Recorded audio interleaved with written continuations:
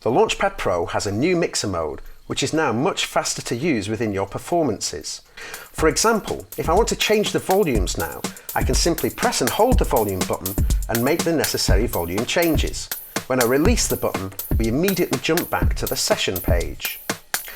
Other controls on the mixer include things such as pan, which allow me to send the signal out to the left-hand side or right-hand side. I can also mute tracks, essentially turning them on or off. And if I want to solo a track to isolate it, I can simply press the solo button and choose the appropriate channel.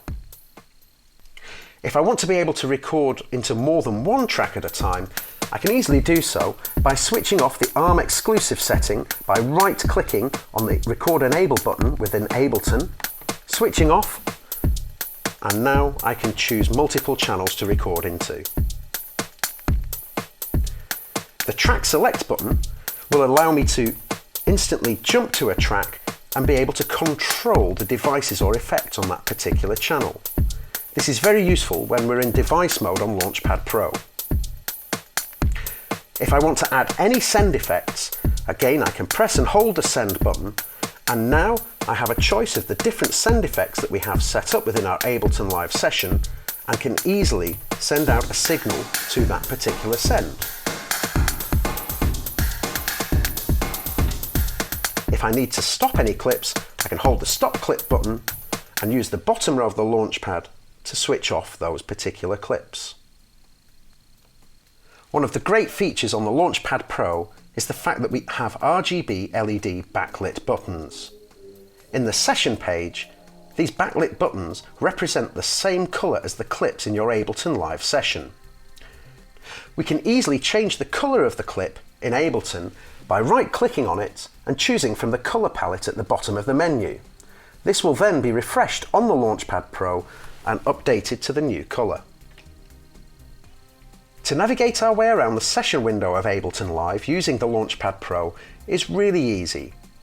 We have our navigation buttons at the top left of Launchpad Pro, and these allow us to move up and down, left and right, and allow us to access any clips that we have in our session window.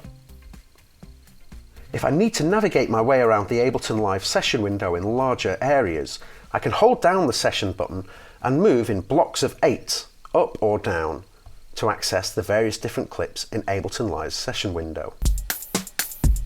We've seen with the new mixer mode how easy it is to stay in context of the mode we're set to by simply pushing and holding and releasing. But if I need to stay in a particular page, such as the volume page, I can simply press once and it will stay in the volume section. All the fader controls in Launchpad Pro have the new fader glide mode, and this allows us to make nice smooth transitions with our fader controls.